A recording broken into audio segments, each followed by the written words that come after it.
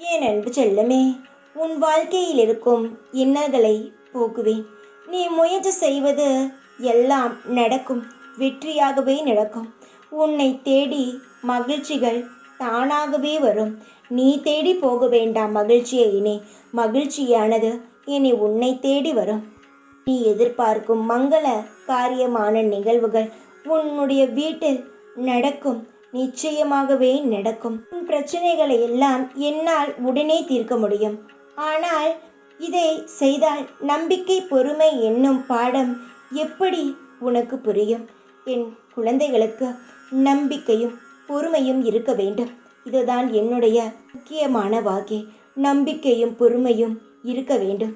இது கொஞ்சம் கொஞ்சமாக உனக்குள் வளர்கிறது. கவலைப்படாதே.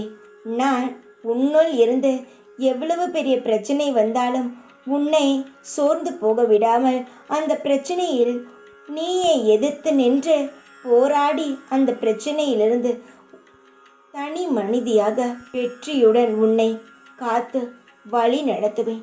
நான் உன் வீட்டிற்குள் வந்துவிட்டேன். இனி உன் வாழ்க்கை ஒளிமயமாக மாறும். இனி யாரை பற்றியும் கவலைப்படாதே. சில விஷயங்கள் உன்னை கலங்கச் செய்தாலும் சில விஷயங்கள் உன்னை சிரிக்க வைக்கும். நிரந்தரமாக உன் வாழ்வில் நான் தீபத்தை ஏற்றிவிட்டேன். இனி உன் வாழ்வு மிக பிரகாசமாகவே இருக்கும். சகல சௌபாக்கியங்களும் உனக்கு கிடைக்கும். என் ஆசிர்வாதத்தை பெற்றுக்கொள் தங்கவே.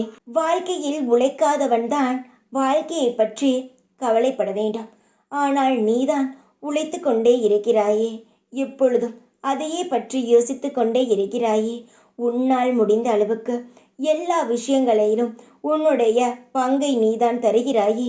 இப்பொழுது நடந்து கொண்டு இருக்கும் இந்த பிரச்சனையை நினைத்தா ஏன் கவலைப்படுகிறாய்? வாழ்க்கையில் பிரச்சனைகள் வருவது சாதாரணம்.